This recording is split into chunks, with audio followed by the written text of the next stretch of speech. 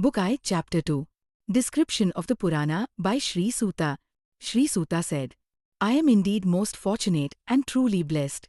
By the grace of the Mahatmas, those noble souls, I feel myself purified, as I have been asked by them about this most sacred Purana, which is greatly renowned in the Vedas.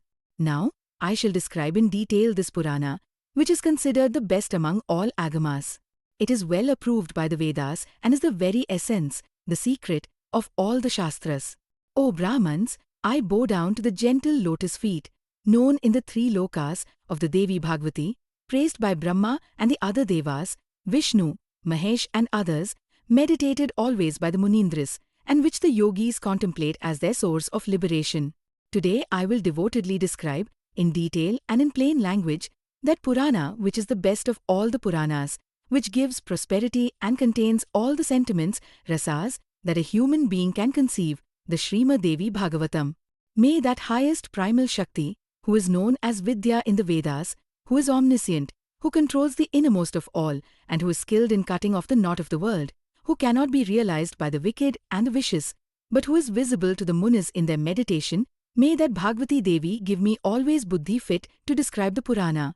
I call to my mind the mother of all the worlds, who creates this universe, whose nature is both real, taking gross, practical point of view, and unreal, taking a real point of view, who preserves and destroys by her Rajasic, Sattvic, and Tamasic qualities, and in the end resolves all these into herself and plays alone in the period of dissolution. At this time, I remember that mother of all the worlds. It is commonly known that Brahma is the creator of this universe, and the knowers of the Vedas and the Puranas say so, but they also say that Brahma is born of the navel lotus of Vishnu. Thus, it appears that Brahma cannot create independently. Again, Vishnu, from whose navel lotus Brahma is born, lies in yoga, sleep on the bed of Ananta, the thousand-headed serpent, in the time of Pralaya. So how can we call Bhagavan Vishnu, who rests on the thousand-headed serpent Ananta, as the creator of the universe? Again, the refuge of Ananta is the water of the ocean Ekarnava. A liquid cannot rest without a vessel. So I take refuge of the mother of all beings, who resides as the Shakti of all, and thus is the supporter of all. I fly for refuge unto that Devi, who was praised by Brahma while resting on the navel lotus of Vishnu, who was lying fast in Yoga Nidra.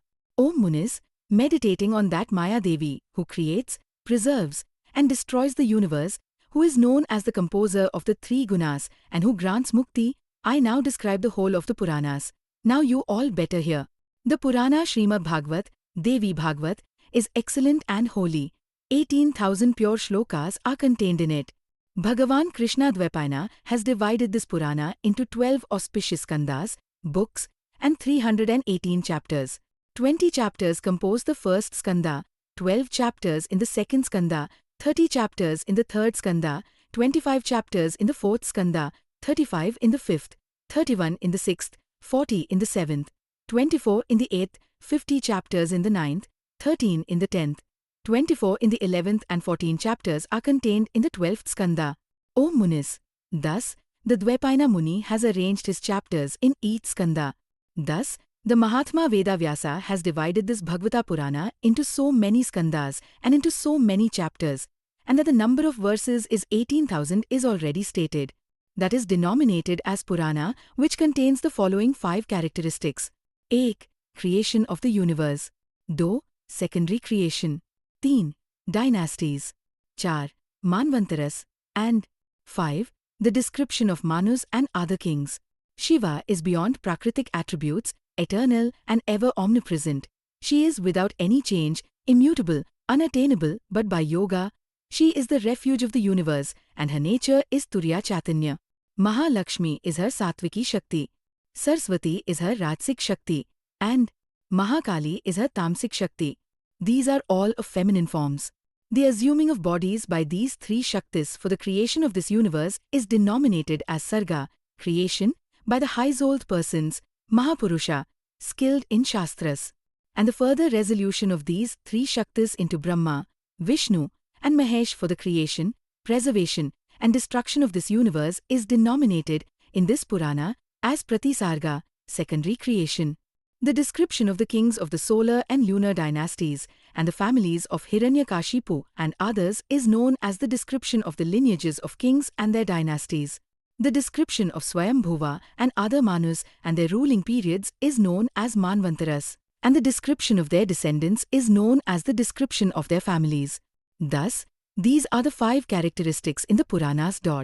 O best of Munis, all the Puranas are endowed with these 5 characteristics. So is Mahabharata, written by Veda Vyasa, characterized by these 5 things. This is known as the 5th Veda and Itihasa, history. In this are something more than 1 lakh shlokas. Sonka said, O Suta, what are those Puranas and how many verses are contained in each? Speak all these in detail in this holy kshetra. We, the residents of Naimisharanya, are all very eager to hear this. Why we call ourselves as the residents of Naimisharanya, here, you will realize then that no other place exists in this Kali age for hearing the holy discourses on religion. When we were afraid of the Kali age, Brahma gave us a Manomaya Chakra, wheel, and said to all of us, follow this wheel, go after it, and the spot where the felly of the wheel will become thin, so as to break, and will not roll further, that country is the holy place. Kali will never be able to enter there. You all better remain there until the Satya age comes back. Thus, according to the saying of Brahma, we have got orders to stay here. On hearing the words of Brahma, we went out quickly, keeping the wheel go on, our object being to determine which place is best and holiest. When we came here, the felly of the wheel became thin and shone before my eyes. Hence, this kshetra is called Naimisha. It is the most sanctifying place. Kali cannot enter here, hence the Mahatmas, Munis, and Siddhas, terrified by the Kali age, have followed me and resorted to this place. We have performed yagnas with purodasha, clarified butter, as is offered in oblation to fire. Here no animals are sacrificed. Now we have no other important work to do except to pass our time here until the arrival of Satya Yuga. O Suta, we are extremely fortunate in all respects that you have come here. Purify us today by narrating to us the names of the Puranas equivalent to the Vedas. O Suta, you are also a learned orator. We too are ardent listeners. With no other works to bother our heads, narrate to us today the auspicious holy Bhagavata Purana.